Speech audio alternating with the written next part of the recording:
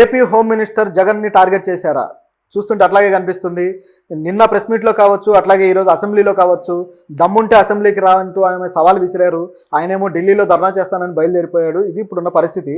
అయితే ఆయన ఏ విషయంలో టార్గెట్ చేశారంటే, ఆయన నేరాల చిట్టా మొత్తం బయటకు తీసుకొచ్చి ఆయన అంతు చూడడానికి ఆవిడ ప్రణాళిక రచించినట్టుగా కనిపిస్తుంది.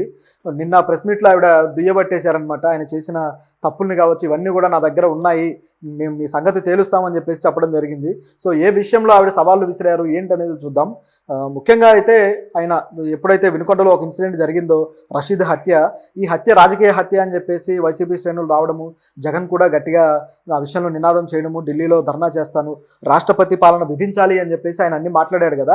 సో ఈ విషయాలన్నీ కూడా ఆవిడ మైండ్లో పెట్టుకొని, రాష్ట్రపతి పాలన విధించాల్సింది మా ప్రభుత్వంలో కాదు, మీరు చేసిన అరాచకం అంతా ఏమైపోయింది, మీ ప్రభుత్వంలో చేసిన నేరాలన్నీ కప్పిపుచ్చుకొని మా మీద పడుతున్నారు మీరు అని చెప్పేసి ఆవిడ దుయ్యబట్టారు.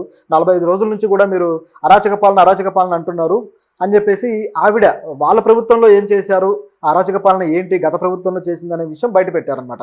ఒకటి వచ్చేసి ముఖ్యంగా ఈ వివేకానంద రెడ్డి హత్య కేసు. ఈ వివేక హత్య ముఖ్యంగా బాబాయిని చంపుకున్నాడు, సీఎం పదవిలో కూర్చోవడం కోసం ఆయన్ని చంపుకున్నాడు, ఆయన మర్డర్ చేశాడు. సో ఈ విషయంలో ఆయన కూతురు కూడా వచ్చి ఢిల్లీ వీధుల్లో నాకు ప్రాణరక్షణ కావాలి, ఇట్లా ఆయన చేశాడు అది అని చెప్పి అంత మాట్లాడితే కూడా దీనికి స్పందించిన దాఖలాలు లేవు.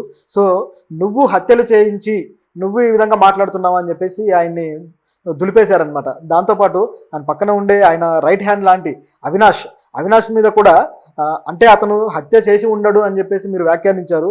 సో హత్య చేసి ఉండడు అని ఆల్రెడీ కోర్టులో కేసు ఉండగా, ఆల్రెడీ విచారణ జరుగుతుండగా, విచారణలో ఉన్న ఒక నిందితుడిని గురించి మీరు ఆ విధంగా ఎలా స్టేట్మెంట్లు ఇస్తారు అని చెప్పేసి ఆవిడ చెప్పడం జరిగింది. సో దీంతోపాటు ఇంకా మరిన్ని విషయాలు చెప్తూ ఉంటే అసలు ఎంత ఘోరమైన పరిస్థితి అంటే, గత ప్రభుత్వం మొత్తాన్ని కూడా ఒక రకంగా ఏకిపారేశారు. అయితే ఈ ప్రభుత్వంలో కూడా కొన్ని రాజకీయ కక్షలతోటి జరుగుతూ వచ్చాయి, కొన్ని కేసులు కావచ్చు, ఇవన్నీ కూడా. అయితే ఒకరినొకరు చేసుకుంటుంది కాబట్టి అసలు వాళ్ళు ఏం చేశారు, వీళ్ళు ఏం చేశారు అనేది ప్రజలు కూడా గత కొద్ది రోజుల్లో చూస్తూనే ఉన్నారు. అయితే ఈవిడ బయటపెట్టిన విషయాలు ఏంటంటే, ప్రూఫ్స్తో సహా ఆయన ఎలాగైనా అరెస్ట్ చేయించాలి జగన్ని, అలా ఎలాగైనా సరే ఆయన కటకటాల్లోకి పంపించాలి అన్నట్లుగా మాట్లాడడం జరిగింది. సో మరి ఆవిడ దగ్గర ఉన్న ప్రూఫ్లు కూడా ముఖ్యంగా గతంలో అయితే చంద్రబాబు గారి ఇంటి మీద దాడి చేయించారు, అట్లాగే చంద్రబాబు గారు అమరావతికి వస్తుంటే అమరావతికి రానివ్వకుండా రాళ్ల దాడులు చేయించారు, వీటిని మేము అరాచక పాలన అని ఎప్పుడన్నా అన్నామా అని చెప్పేసి ఆవిడ అడిగారనమాట. మీరు రాళ్ల దాడిని మేము ప్రశ్నిస్తే ఏమో దాన్ని భావ ప్రకటన స్వేచ్ఛ ప్రజలు చేశారని చెప్పేసి మీరు అన్నారు, కానీ మేము దాన్ని అరాచక పాలన అని ఎప్పుడు అనలేదు, రాష్ట్రపతి పాలన పెట్టమని మేము అనలేదు, కానీ మీరు అంటున్నారు అని చెప్పేసి ఆవిడ అన్నారు. దీంతోపాటు ఆ టీడీపీ ఆఫీస్ కూల్ చేశారు, అలాగే ఆ కరకట్ట మీద ఉన్న ఆఫీసును కూల్ చేశారు. ఇవన్నీ కూల్ చేసి అది కూడా కృష్ణానదికి సంబంధించి ఏవైతే రూల్స్ ఉన్నాయో ఆ రూల్స్ వైలేట్ చేసి దీన్ని నిర్మించారని చెప్పేసి కూల్ చేయడం జరిగింది. ఈ విధంగా అనేక విషయాలు చేస్తూ వచ్చారు కదా, వీటి మీద మేము ఏమైనా యాక్షన్ తీసుకున్నామా అని చెప్పేసి ఆవిడ అడగడం జరిగింది. అది కూడా నిజమే, ఎందుకంటే నిర్మాణాలు కూల్చడం అనేది కేవలం కక్షపూరిత చర్య, అది ఒక బుల్డోజర్ రాజకీయం. ఎక్కడో యూపీలోనో బీహార్లోనో జరుగుతున్న రాజకీయం ఇక్కడ దాకా వచ్చినట్టు కనిపిస్తుంది అనమాట. గతంలో కూడా దీని మీద చాలా విమర్శలు వచ్చాయి, కానీ జగన్ వెనక్కి తగ్గలేదు, ఆయన మొండి పట్టుదలతోనే ఉన్నాడు. అంతేకాకుండా గత ప్రభుత్వం ఏదైతే ఎలక్షన్ టైంలో కూడా వీళ్ళు ప్రతిపక్షాల వాళ్ళు ఎక్కడికి వెళ్ళినా, ఏ క్యాంపెయిన్ చేసినా సరే ఎయిర్పోర్టుల్లో అడ్డుకోవడము, అట్లాగే ఆ రోడ్లను దిగ్బంధనం చేయడము, ఈ విధంగా చేసుకుంటూ వచ్చారు. ఆ ఇప్పటం గ్రామం కూడా పవన్ కళ్యాణ్ వెళ్తుంటే ఆ గ్రామంలో మొత్తం ఆ ఇళ్ళన్నీ కొట్టేయడం కావచ్చు, వాళ్ళకి నానా హింస పెట్టడం కావచ్చు. సో ఈ విధంగా చేస్తూ వచ్చారు. ఇవన్నీ కూడా ఆవిడ ప్రశ్నించడం జరిగింది. సో ఆవిడ ప్రశ్నలు కూడా తప్పేం లేదు, ఎందుకంటే ఆవిడ కరెక్ట్గానే అడిగారు. ఇవన్నీ కూడా కోర్టులో ఉన్న కేసులు, ఆయన అవినీతి కేసు కావచ్చు, అలాగే అవినాష్ రెడ్డి కేసు కావచ్చు, ఈ వివేక హత్య కేసు కావచ్చు, ఇవన్నీ కూడా. దాంతోపాటు పిన్నెల్లిని కలిసి వచ్చాడు ఆయన. పిన్నెల్లి ఆల్రెడీ మాచర్లో అంత పెద్ద వివాదం సృష్టించి ఆయన ఈవీఎంను పగలగొట్టి ప్రజాస్వామ్యానికే మాయని మచ్చలాన్ని సంఘటన చేశాడు. అక్కడ వందల మంది ఒకరితో ఒకరు గొడవలు పడి కొట్టుకొని ఈ విధంగా జరుగుతూ వచ్చింది. సో దీంట్లో ఎంతోమంది యువకులు కేసులు పాలయ్యారు.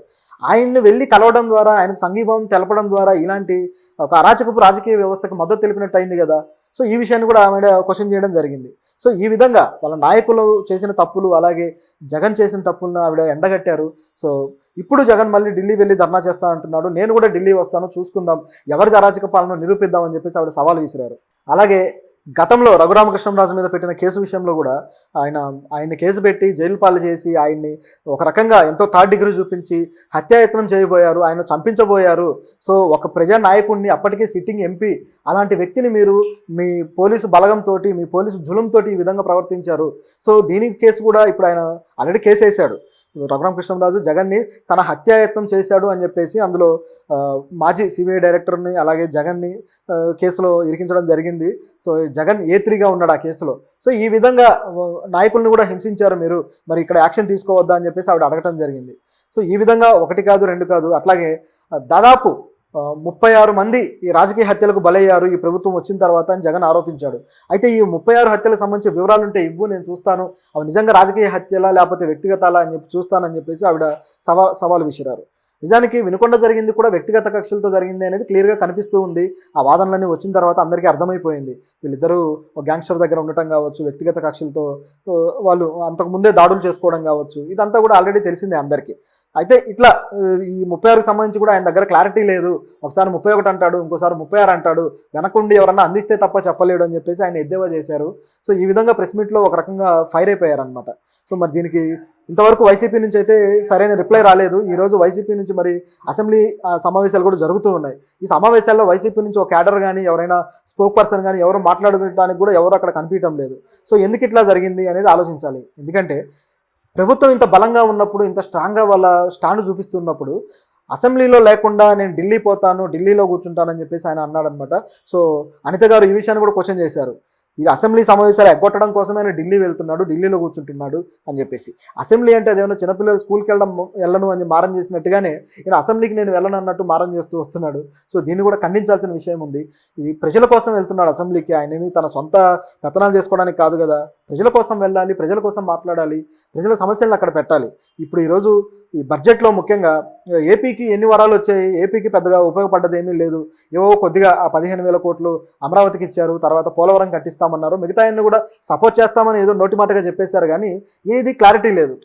ఏపీ రిఫార్మేషన్ యాక్ట్ కూడా, ఆ యాక్ట్కి సంబంధించి మేము కట్టుబడి ఉన్నాము, ముఖ్యంగా ఏపీకి సంబంధించి ఏవైతే చేయాలో అవన్నీ మేము చేస్తాము అని చెప్పేసి ఆ విభజన చట్టంలో ఉన్న అన్ని కూడా మేము అమలు పరుస్తామని చెప్పేసి సెంట్రల్ గవర్నమెంట్ అంది. అయితే ఏ విషయాలు అమలు పరుస్తారని చెప్పి అడగటం కోసం కానీ ఏపీకి ఎందుకు నిధులు ఎక్కువ తేలేకపోయాడు చంద్రబాబు,